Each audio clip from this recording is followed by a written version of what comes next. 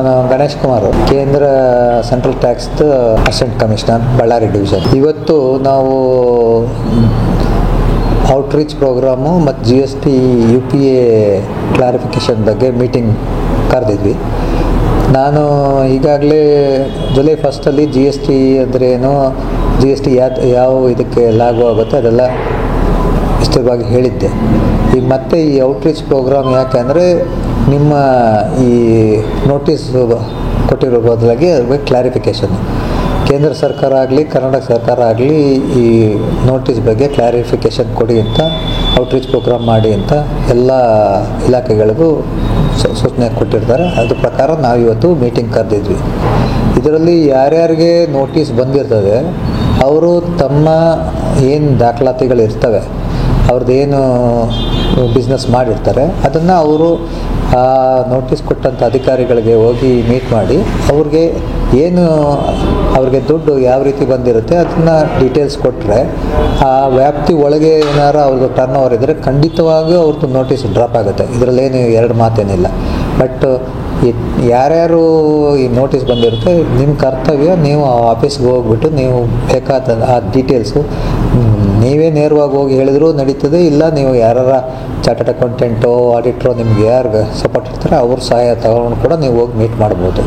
But ನೀವು notice ಬಂದನ್ನು ಹಂಗೆ ಇಟ್ಕೊಂಡು ನಿಮ್ಮ ಇದ್ದಿದ್ದರೆ ಅದು ನೀವೇ ಅದಕ್ಕೆ ಹೊಣೆ, ನೀವೇ ಜವಾಬ್ದಾರಿ. ನೋಟಿಸ್ ಬಂದಮೇಲೆ ಅದು ನಿಮ್ಮ ಜವಾಬ್ದಾರಿ. ಅದು ಏನು ನಿಮಗೆ ಕಾಲಾವಕಾಶ ಕೊಟ್ಟಿರ್ತಾರೆ ಅದರಲ್ಲಿ ಹೋಗಿ ನೀವು ಏನು ದಾಖಲಾತಿ ಕೊಡಬೇಕು. ಸ್ವಲ್ಪ ಲೇಟ್ ಆದರೂ ಪರವಾಗಿಲ್ಲ, ನೀವು ಹೋಗಿ ನೀವು ಕ್ಲಾರಿಫೈ ಮಾಡ್ಕೊಳ್ಳಿ.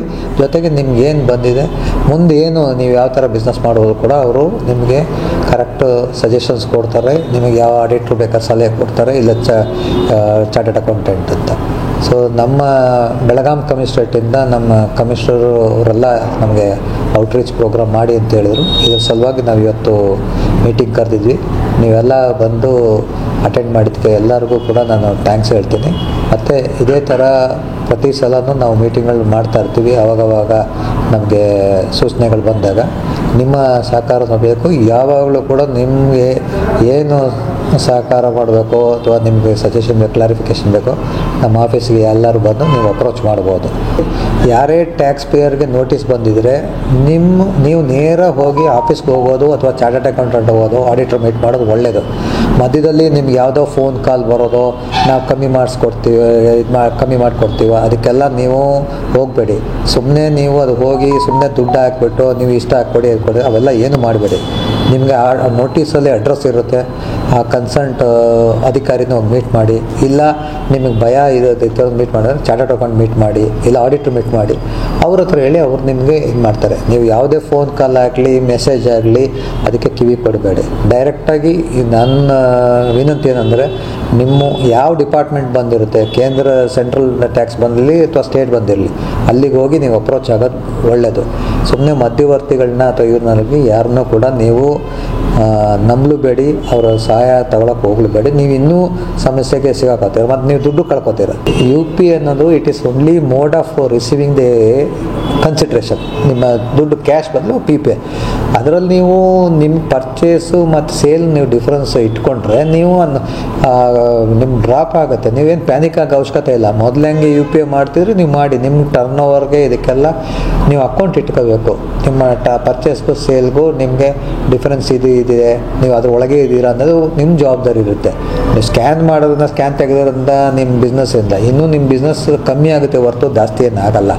ಫ್ಯೂಚರ್ ಏನಿದ್ರು ನಿಮಗೆ ಒಳ್ಳೆ ಬಿಸ್ನೆಸ್ ಮ್ಯಾನ್ಗೆ ಏನಾದರೂ ನಿಮ್ಮ ಟರ್ನ್ ಓವರ್ ಮೇಲೇ ನಿಮಗೆ OD GD ಅಥವಾ ಎಲ್ಲ ಕರೆಂಟ್ ಅಕೌಂಟ್ ಓಪನ್ ಮಾಡೋಕ್ಕೆ GST ನಮ್ಮ ಫೆಸಿಲಿಟಿಗೆ ಎಲ್ಲದಕ್ಕೂ ನಿಮ್ಮ ಟರ್ನ್ ಓವರೇ ಫ್ಯೂಚರು ನಿಮಗೆ ಇದಾಗಿರೋದು. ಸೊ ನಿಮ್ಮ ಬಿಸ್ನೆಸ್ ನೀವು ಮಾಡಿ, ಯಾವುದು ಆತಂಕ ಬೇಡ. ಅಥವಾ ಸ್ಕ್ಯಾನ್ ತೆಗೆದ್ರೆ ಅಂತ ಅದೇನು ಮಾಡಬೇಡಿ. ನೀವು ಹೆಂಗಿದೆ ಕಂಟಿನ್ಯೂ ಮಾಡಿ, ನಿಮ್ಮ ಕನ್ಸರ್ನ್ ಆಫೀಸರ್ಸ್ಗೆ ಹೋಗಿ ಮೀಟ್ ಮಾಡಿ. ಎಲ್ಲರಿಗೂ UPA ಯಾರಿಗೂ 40 lakhs 20 lakhs ಆಗಿದೆ, ಎಲ್ಲರಿಗೂ ನೋಟಿಸಸ್ ಬಂದಿದೆ ಅಂತೇಳಿ ಭಯ ಬೀಳ್ತಾ ಇದ್ದಾರೆ ಜನಗಳೆಲ್ಲ. ಇವಾಗ ಕಿರಾಣಿ ಶಾಪ್ಗೆ ಹೋಗಲಿ, ಹಾಲ್ ಹತ್ರ ಹೋಗಲಿ, UPA ಇಲ್ಲ ಕ್ಯಾಶ್ ಪೇಮೆಂಟ್ ಮಾಡಿರಿ ಅಂತ ಹೇಳ್ತಾ ಇದ್ದಾರೆ. ಬಟ್ ಎಲ್ಲರಿಗೂ ಇನ್ಫಾರ್ಮೇಷನ್ ಏನು ಕೊಡೋದು, ಹಾಲ್ ಅಂದರೆ KMF ಡೀಲರ್ ಇರ್ತಾರೆ. ಅವರು KMF ಅಂತ ಒಂದು ಏಜೆನ್ಸಿ ಲೆಟರ್ ಇರುತ್ತೆ. ಅವ್ರು ಲೆಟರ್ ತೋರಿಸಿ ಡಿಪಾರ್ಟ್ಮೆಂಟಿಗೆ ಕೊಟ್ಟರೆ ಎಕ್ಸಮ್ಷನ್ ಆಗುತ್ತೆ, ತೊಂದರೆ ಏನಾಗಲ್ಲ. ಆಮೇಲೆ ವೆಜಿಟೇಬಲ್ಸ್ ಎಲ್ಲ ಅವನು ಮಾರ್ತಾನೆ, ಒಂದು ಫೋಟೋ ಗೀಟೋ ಕೊಟ್ಟು ಅದ್ರ ಶಾಪ್ ಡೀಟೇಲ್ಸ್ ಎಲ್ಲ ಕೊಟ್ಟರೆ ಅವ್ರಿಗೂ ಟ್ಯಾಕ್ಸಬಲ್ ಇಲ್ಲ, ಎಕ್ಸಮ್ಟೆಡ್ ಇರುತ್ತೆ. ಯಾವುದು ಟ್ಯಾಕ್ಸಬಲ್ ಇರುತ್ತೆ ಅವ್ರಿಗೆ ಮಾತ್ರ ಟ್ಯಾಕ್ಸ್ ಬರುತ್ತೆ, ಎಕ್ಸಮ್ಟೆಡ್ ಇದ್ದರೆ ಎಕ್ಸಮ್ಟಬಲೇ ಬರುತ್ತೆ ಅವರಿಗೆ. ಹೀಗಾಗಿ ಜನಗಳು ಭಯ ಪಡೋದೇನೋ ಬೇಕಿಲ್ಲ. ಈವನ್ ಕೆಲವರು ರಿಜಿಸ್ಟ್ರೇಷನ್ ತೊಗೊಂಡಿರ್ತಾರೆ, ಕಿರಾಣಿ ಶಾಪ್ ಅವರು ಕಾಂಪೋಸಿಷನ್ ಇರ್ತಾರೆ, ರೆಗ್ಯುಲರ್ ಇರ್ತಾರೆ, ಅವರು ತೊಗೊಳ್ತಿದ್ದಾರೆ. ಬಟ್ ರಿಟರ್ನ್ ಅಂತ ಡಿಕ್ಲೇರ್ ಮಾಡ್ತಿದ್ದಾರೆ. ಯಾರು UPA ಪ್ರಾಬ್ಲಮ್ ಅಂತೇಳಿ UPA ತೊಗೊತಾ ಇಲ್ಲ. ಯಾರು ರಿಟರ್ನ್ ಆಲ್ರೆಡಿ GST ನಂಬರ್ ತೊಗೊಂಡು ಡಿಕ್ಲೇರ್ ಮಾಡ್ತಾ ಇದ್ದಾರೋ ಅವ್ರು UPAಯಲ್ಲಿ ತೊಗೋಬೋದು, ಏನು ತೊಂದರೆ ಇಲ್ಲ. ಬಟ್ ಏನಂದರೆ ಟರ್ನ್ ಓವರ್ ರಿಟರ್ನಲ್ಲಿ ಡಿಕ್ಲೇರ್ ಮಾಡಬೇಕು. ಯಾರು ರಿಜಿಸ್ಟ್ರೇಷನ್ ಆಗಿರುತ್ತೋ ಅವ್ರು ಟರ್ನ್ ಓವರ್ ಡಿಕ್ಲೇರ್ ಮಾಡಬೇಕು. ಯಾರ್ದು ಆಗಿಲ್ಲ ಅದು ಟ್ಯಾಕ್ಸಬಲ್ ಇದ್ದರೆ ಮಾತ್ರ ಅವ್ರಿಗೆ ಟ್ಯಾಕ್ಸ್ ಬರುತ್ತೆ. ಎಕ್ಸಮ್ಟೆಡ್ ಇದ್ದರೆ ಅವ್ರಿಗೆ ಟ್ಯಾಕ್ಸ್ ಬರೋಲ್ಲ. ಎಕ್ಸಾಂಪಲ್ಲು ಮೀಟ್ ಶಾಪ್ ಆಗ್ಬೋದು, ವೆಜಿಟಬಲ್ ಆಗ್ಬೋದು, ಮಿಲ್ಕ್ ಆಗ್ಬೋದು, ಅವರಿಗೆಲ್ಲ ಎಕ್ಸಮ್ಟೆಡ್ ಇದೆ, ಪ್ಯೂರ್ ಎಕ್ಸಮ್ಟೆಡ್ ಇರುತ್ತೆ. ಅವರೆಲ್ಲ ಭಯ ಬೀಳೋದು ಬೇಕಿಲ್ಲ.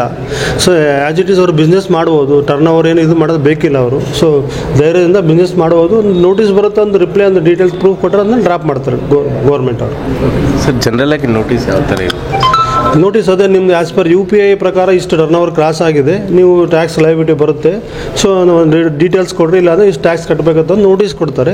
ಅದಕ್ಕೆ ನಾವು ಸಫಿಷಿಯೆಂಟ್ ಬ್ಯಾಂಕ್ ಸ್ಟೇಟ್ಮೆಂಟ್ ತೊಗೊಂಡು ಪ್ರೂಫ್ ರಿಪ್ಲೈ ನಮ್ದು ಹಿಂಗೆ ವೆಜಿಟಬಲ್ ಬಿಸ್ನೆಸ್ದು ನಮ್ಗೆ ಟ್ಯಾಕ್ಸ್ ಇಲ್ಲ, ಎಕ್ಸಮ್ಟೆಡ್ ಗೂಡ್ಸ್ ಅದು ಒಂದೊಂದು ಶಾಪ್ದು ಫೋಟೋ ಅಂತ ತೊಗೊಂಡೋಗಿ, ಅಥವಾ ಮಿಲ್ಕ್ ಡೀಲರ್ ಅದನ್ನು ಏಜೆನ್ಸಿ ಒಂದು ಲೆಟರ್ ಕೊಡ್ತಾರೆ. ಸಪೋಸ್ KMF ಅವ್ರನ್ನು ಕೊಟ್ಟಿರ್ತಾರೆ, ಲೆಟರ್ ಕೊಟ್ಟಿರ್ತಾರೆ. ಆ KMF ಲೆಟರ್ ಎನ್ಕ್ಲೋಸ್ ಮಾಡಿ ಲೆಟರ್ ರಿಪ್ಲೈ ಮಾಡಿದ್ರೆ ಡ್ರಾಪ್ ಮಾಡ್ತಾರೆ. ಈಗ ಕಿರಾಣಿ ಅಂಗಡಿಗಳೆಲ್ಲ ಭಯ ಬೀಳ್ತಿದ್ದಾರೆ, UPA ತೆಗಿತಿದ್ದಾರೆ, ಮೀನ್ಸ್ ರೊಕ್ಕನೇ ಕೊಡ್ರಿ, ಅವ್ರಿಗೇನು ಹೇಳ್ತೀವಿ? ಇವಾಗ ಕಿರಾಣಿ ಅಂಗಡಿಯವರು ಅಂದರೆ ಅವ್ರಿಗೆ 40 lakhs ವರೆಗೂ ಬೇಕಿಲ್ಲ, ರಿಜಿಸ್ಟ್ರೇಷನ್ ಬೇಕಿಲ್ಲ. 40 lakhs ಆದಮೇಲೆ ಅವರಿಗೆ ಟರ್ನ್ ಓವರ್ ಅವರಿಗೆ ಟ್ಯಾಕ್ಸಬಲ್ ಬರುತ್ತೆ. ಈವನ್ 40 lakhs ಕ್ರಾಸ್ ಆದರೂ ಕೂಡ ಕಾಂಪೋಸಿಷನ್ ಸಿಸ್ಟಮ್ ಅಂತಿದೆ ಅವರಿಗೆ. ಈವನ್ ರೈಸು ಗೀಸು ಎಲ್ಲ ಎಕ್ಸಮ್ಟೆಡ್ ಕಾಂಪೋಸಿಷನ್ ರಿಜಿಸ್ಟ್ರೇಷನ್ ತೊಗೊಂಡ್ರು ಕೂಡ ಅವರು ಯಾವುದು ಟ್ಯಾಕ್ಸಬಲ್ ಕಮಾಡಿಟಿ ಇದೆ ಅದಕ್ಕೆ 1% ಪೇ ಮಾಡಬೇಕು. ಎಕ್ಸಮ್ಟೆಡ್ ಇದ್ದವರೆಗೂ ಅಲ್ಲಿಯೂ ಪೇ ಮಾಡೋದು ಬೇಕಿಲ್ಲ. ಅಂದರೆ ಸರ್ ಈಗ UPA 5 years ಕೆಳಗಡೆ ಸ್ಟಾರ್ಟ್ ಮಾಡಿರ್ತಾರೆ. ಈ 5 yearsಗೆ ಒಂದು 50 ಲಕ್ಷ ಬಿದ್ದಿರುತ್ತೆ, ಏನು ಆ್ಯನ್ಯುವಲಿ ಚೆಕ್ ಮಾಡ್ತಾರೆ? Annually financial year April to March check ಮಾಡ್ತಾರೆ ಫೈನಾನ್ಷಿಯಲ್ ಇಯರ್. ಇದು ಎಲ್ಲ UPA ಪೇಮೆಂಟ್ ಬಂದ ತಕ್ಷಣ ಅದು ಬಿಸ್ನೆಸ್ ಅಂತ ಎಲ್ಲ ಬೇರೆ ಲೋನಿಂದ ತೊಗೊಂಡಿರ್ಬೋದು, ಫ್ರೆಂಡ್ಸು ಲೋನಿಂದ ಅಥವಾ ಬೇರೆ ಫಂಕ್ಷನ್ಗೆ ಅಂತ ತೊಗೊಂಡಿರ್ಬೋದು, ಲೋನಿಂದ ಟ್ರಾನ್ಸ್ಫರ್ ಆಗಿ ಬೇರೆ ಯಾವುದೋ ರೀಸನ್ ಕೊಡಬೇಕು. ಅದು UPA ಟ್ರಾನ್ಸಾಕ್ಷನ್ ಬಂದ ತಕ್ಷಣ ಅದು ಸೇಲ್ ಅಂತೇಳಿ ಕನ್ಸಿಡರ್ ಏನು ಮಾಡಲ್ಲ. ಅದಕ್ಕೆ ಸಫಿಷಿಯೆಂಟ್ ಪ್ರೂಫ್ ಕೊಟ್ಟರೆ ಅದನ್ನು ರಿಲೆವೆಂಟ್ ಇದೆ ಅದನ್ನು ಡ್ರಾಪ್ ಮಾಡ್ತಾರೆ. Jagadish Kumar, chartered accountant. ಇವತ್ತು UPA transaction related awareness create ಮಾಡಲಿಕ್ಕೆ ಡಿಪಾರ್ಟ್ಮೆಂಟ್ ಒಂದು ಪ್ರೋಗ್ರಾಮ್ ಕಂಡಕ್ಟ್ ಮಾಡಿದೆ.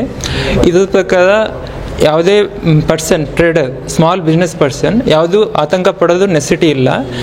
ರಿಲೆವೆಂಟ್ ಇನ್ಫಾರ್ಮೇಷನ್ ಕೊಟ್ಟರೆ ಮೆನಿ ಆಫ್ ದ ಪ್ರಾಡಕ್ಟ್ಸ್ ಅಂದರೆ ಭಾಳಷ್ಟು ಐಟಮ್ಸ್ ಎಕ್ಸಮ್ಟೆಡ್ ಇದೆ. ಅವ್ರು ರಿಲೆವೆಂಟ್ ಡಾಕ್ಯುಮೆಂಟ್ಸ್ ಕೊಟ್ಟು ಅದನ್ನು ಇಲ್ಲಿ ಡಿಪಾರ್ಟ್ಮೆಂಟಲ್ಲಿ ಕೊಟ್ಟರೆ ಅವ್ರ ನೋಟಿಸಸ್ ಏನೇನಿದೆ ರಿಸಾಲ್ವ್ ಆಗುತ್ತೆ. ನಮಸ್ಕಾರ, ನನ್ನ ಹೆಸರು ಮೊಹಮ್ಮದ್ ಅಲಿ ಅಂತ. ನಾನು GSTP ಬಳ್ಳಾರಿಲಿಂದಲೇ ನಾನು. ಈಗ ಎಲ್ಲರಿಗೆ ಈಗ ಇಲ್ಲಿ CGST ಆಫೀಸ್ನಲ್ಲಿ ಬಂದಿದ್ದೀವಿ.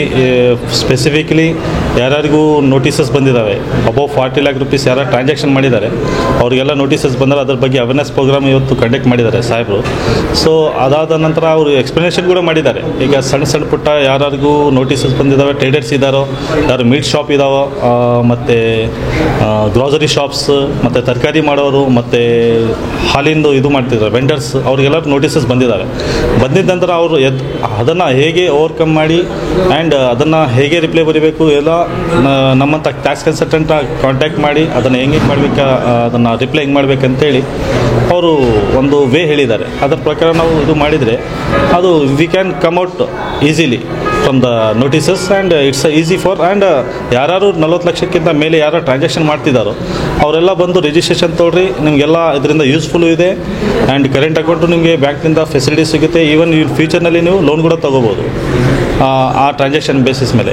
ಏನೂ ಇಲ್ಲ, ನೀವು ಟ್ಯಾಕ್ಸಸ್ ಏನು ಕಟ್ಟೋದಿರಲ್ಲ. ಆ್ಯಂಡ್ ಅದು it's totally it's exempted goods ಇದು ಇರುತ್ತೆ, ನಮ್ಮದು ಟ್ರಾನ್ಸಾಕ್ಷನ್ ಇರುತ್ತೆ. Chicken meat day to day change ಆಗ್ತಿರ್ತಲ್ಲ ಅವರು sir rate may change. But ಏನಂತಂದರೆ ಅದು ಗೂಡ್ಸ್ ಬಂದು ಎಕ್ಸಮ್ಟೆಡ್ ಪೆರಿಷೇಬಲ್. ಅದು ಇವತ್ತು ಕಟ್ ಮಾಡಿ ಅಂತಂದರೆ ಇವತ್ತೇ ಅದು ಸೇಲ್ ಮಾಡಿಬಿಡೋದು. ನಾಳೆ ಅಂತಂದರೆ ಅದು ಕೊಳ್ತೋಗ್ಬಿಡುತ್ತೆ, ಅದು ವೇಸ್ಟ್ ಆಗಿಬಿಡುತ್ತೆ.